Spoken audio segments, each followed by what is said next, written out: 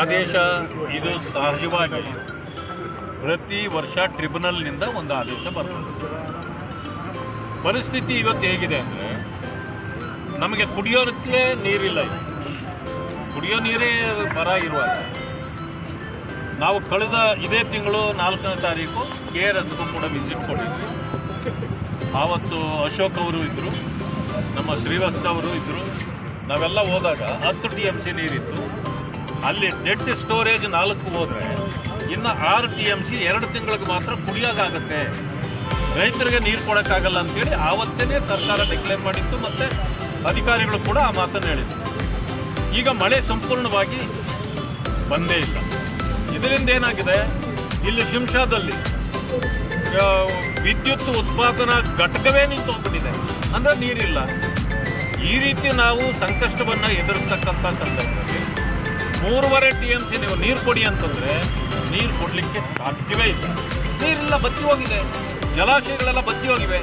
ಇಂಥ ಪರಿಸ್ಥಿತಿಯಲ್ಲಿ ಸರ್ಕಾರ ಒಂದು ಹನಿ ನೀರನ್ನು ನಾವು ಕೊಡೋದಿಲ್ಲ ಅಂತೇಳಿ ಟ್ರಿಬ್ಯುನಲ್ಗೆ ಅವರು ಉತ್ತರ ಕೊಡಬೇಕು. ಅಂಥ ಪರಿಸ್ಥಿತಿ ಉದ್ಭವ ಆದರೆ ಕೋರ್ಟ್ಗೂ ಹೋಗಿ ತಡೆ ತರಬೇಕು. ಅದನ್ನು ಬಿಟ್ಟು ಇವರು ಏನಾದರೂ ಮಾಡಿದರೆ ಈ ಭಾಗದ ರೈತರು ಈಗಾಗಲೇ ಕಂಗಾಲಾಗಿ ಹೋಗಿದ್ದಾರೆ, ಹಾಳಾಗಿದ್ದಾರೆ. ಇನ್ನು ಕುಡಿಯೋ ನೀರು ಕೊಡಲಿಲ್ಲ ಅಂತಂತಂದರೆ ನಮ್ಮ ಬೆಂಗಳೂರು ಮತ್ತು ಎಲ್ಲೆಲ್ಲಿಗೆ ಈ ನೀರು ಬಿಡುಗಡೆ ಈಗ ಆಗ್ತಿತ್ತು ಅವರೆಲ್ಲರಿಗೂ ಕೂಡ ತೊಂದರೆ ಆಗ್ತದೆ. ಕುಡಿಯೋ ನೀರು ಇಲ್ಲದೆ ಇದ್ದರೆ ತುಂಬ ದೊಡ್ಡ ಸಮಸ್ಯೆ ಆಗುತ್ತೆ. ಆದ್ದರಿಂದ ಸರ್ಕಾರ ಎಚ್ಚರಿಕೆಯ ಹೆಜ್ಜೆಗಳನ್ನು ಇಡಬೇಕು. ಇದೊಂದು ರೀತಿಯ ಮರಣ ಶಾಸನವನ್ನು ಬರೆಯೋ ರೀತಿಯಲ್ಲಾಗಿದೆ. ಅದಕ್ಕೆ ಸರ್ಕಾರ ಸೊಪ್ಪು ಹಾಕಬಾರ್ದು. ನಾವೆಲ್ಲರೂ ಕೂಡ ಅವ್ರ ಜೊತೆಯಲ್ಲಿ ನಿಲ್ತೇವೆ. ಇಲ್ಲ ಅವ್ರು ಏನಾದರೂ ನೀರು ಬಿಡೋದಾದ್ರೆ ಅವರ ವಿರುದ್ಧವಾಗಿ ನಿಲ್ತೇವೆ. ಇದು ನಮ್ಮ ನಿರ್ಧಾರ. ಸರ್ಕಾರವೇ ಇಲ್ಲಿ ಕರ್ನಾಟಕದಲ್ಲಿ ಡೆಲ್ಲಿಲಿದ್ದಾರೆ. ಹಲವು ರಜಾ ಹಾಕಿ ಡೆಲ್ಲಿಗೆ ಹೋಗಿದ್ದಾರೆ. ಯಾಕಂತಂದ್ರೆ ಅದು ಡೆಲ್ಲಿ ಇದು ಸರ್ಕಾರ. ಇಲ್ಲಿ ನೀರಿಲ್ಲ, ಮಳೆ ಬರಲಿಲ್ಲ ಅಂತಂದ್ರೆ ಅವ್ರಿಗೇನು ಸಂಬಂಧ? ಡೆಲ್ಲಿಯಲ್ಲಿ ಇರ್ತಾರೆ ಅವರು. ಅವ್ರದ್ದು ಕ್ಯಾಂಪ್ ಪಟ್ಟು ಡೆಲ್ಲಿ.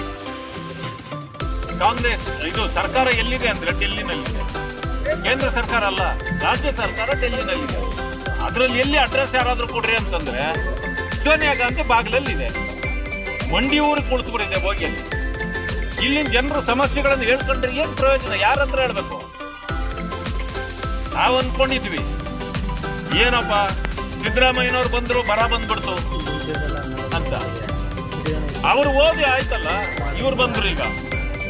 ಈಗ ಬರ ಅಂತೂ ಹೋಗ್ಲೇ ಇಲ್ಲ. ಅದಕ್ಕೆ ನಮ್ಗೆ ಈಗ ಅನಿಸ್ತಾ ಇದೆ ಬರ ಇವರಿಂದ ಅಲ್ಲ, ಬರ ಕಾಂಗ್ರೆಸ್ ಇಂದ ಅಂತ. ಕಾಂಗ್ರೆಸ್ ಬಂದಿದೆ ಅಂದ್ರೆ ಬರ ತಂದಿದೆ ಅಂತ. ಇಂಥ ಪರಿಸ್ಥಿತಿ ಇದೆ. ಅದಕ್ಕೆ ಜನ ಯೋಚನೆ ಮಾಡಿ ಇದನ್ನು ಕಳಿಸ್ಬಿಟ್ರೆ ಬರ ಹೋಗ್ಬಿಡ್ತದೆ. ಕಾಂಗ್ರೆಸ್ ಜೊತೆಯಲ್ಲಿ ಬರ ಹೊರಟೋಗ್ತದೆ, ಸಿರಿ ಬಂದ್ಬಿಡುತ್ತೆ. ಸರ್, ಬಿಡದಿ ಟೌನ್ಶಿಪ್ ಮಾಡೇ ಮಾಡ್ತೀವಿ ಅಂತ ಹೇಳ್ತಾ ಇದ್ದಾರೆ. ಅವ್ರು ಮಾಡೇ ಮಾಡ್ತೀವಿ ಅಂತಾರೆ, ನಾವು ಬಿಡೋದಿಲ್ಲ ಅಂತ ರೈತರು ಹೇಳ್ತಾರಲ್ಲ, ಅದಕ್ಕೆ ಉತ್ತರ ಕೊಡಬೇಕು. ಯಾರಪ್ಪನ ಆಸ್ತಿಗಳಿವು? ಇದು ರೈತರ ಆಸ್ತಿಗಳು. ನೀವು ರೈತರ ಆಸ್ತಿ ಕಿತ್ಕೊಂಡು ನೀವೇನು ಸಾಮ್ರಾಜ್ಯ ಕಟ್ಟಲಿಕ್ಕೆ ಆಗೋದಿಲ್ಲ. ರೈತರ ನೋಡಿ, ಇವಾಗ ಈಗ ಪರಿಸ್ಥಿತಿ ನೋಡಿ, ರೈತರದ್ದು ಎಂಥ ಸಮಸ್ಯೆ ಇದೆ. ಈಗ ನಾನು ನೋಡಿದೆ, ಈಗ ನಾವು ಬರ ಪರಿಸ್ಥಿತಿಯನ್ನು ಅವಲೋಕನ ಮಾಡ್ತಾ ನಾವು ಮುಖ್ಯಮಂತ್ರಿಗಳ ಕ್ಷೇತ್ರವಾದ ಕನಕಪುರದಿಂದಲೇ ಬಂದಿದ್ದು.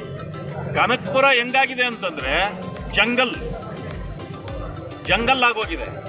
ಏನ್ ನಡೀತಾ ಇದೆ ಅಂದ್ರೆ ರಿಯಲ್ ಎಸ್ಟೇಟು, ಆಮೇಲೆ ಗಣಿಗಾರಿಕೆ. ಇದರಲ್ಲಿ ಮಾತ್ರ ಮಾಡೋರು ಸಂತೃಪ್ತರಾಗಿದ್ದಾರೆ, ಇನ್ನೆಲ್ಲರೂ ಸರ್ವನಾಶ ಆಗ್ತಾ ಇದ್ದಾರೆ. ಮುಖ್ಯಮಂತ್ರಿಗಳು ಅದೇ ಊರಿನರಲ್ವಾ, ಇದಕ್ಕೆಲ್ಲ ಪರಿಹಾರಗಳನ್ನು ಕೊಡಬೇಕು. ಇಲ್ಲ ಅಂತಂದ್ರೆ ನಿಮ್ಮನ್ನ ಜನ ಏನೋ ದೊಡ್ಡ ಘನಕಾರ್ಯ ಮಾಡ್ತಾರೆ ಅಂತ ಅನ್ಕೊಂಡಿದ್ರು ಮೊದಲು, ಅದೆಲ್ಲ ಉಲ್ಟಾ ಆಗ್ಬಿಡ್ತದೆ. ಇಂಥ ದರಿದ್ರ ಮುಖ್ಯಮಂತ್ರಿ ಯಾವತ್ತೂ ನಮಗೆ ಸಿಕ್ಕಿರಲಿಲ್ಲ ಅಂತ ಯಾರು ಹೇಳಬಾರ್ದು. ನಿಮ್ಮನ್ನ ಆ ರೀತಿ ನಡ್ಕೊಳ್ಳಿ ಅಂತ ನಾನು ಅವರಿಗೆ ಸಲಹೆ ಕೊಡ್ಲಿಕ್ಕೆ. ಈಗ ಆಲ್ರೆಡಿ ಅವರು ವ್ಯವಸಾಯ ಮಾಡಕ್ಕೆ ರೆಡಿ ಆಗ್ಬೋದು. ಇನ್ನೂ ಅದು ನೀರಿಲ್ಲ, ಆಯ್ತೇ ಇಲ್ಲ. ಇನ್ನೂ ಸರ್ಕಾರ ಘೋಷಣೆ ಮಾಡಿಲ್ಲ ಬರ.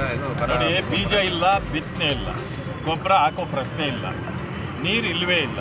ಹಂಗಿದ್ದ ಮೇಲೆ ಬೆಳೆ ಎಲ್ಲಿಂದ ಬರುತ್ತೆ? ಪರಿಹಾರ ಘೋಷಣೆ ಆಗಬೇಕಾಗಿತ್ತು, ಇಷ್ಟೊತ್ತಿಗೆ ಆಗಿಲ್ಲ.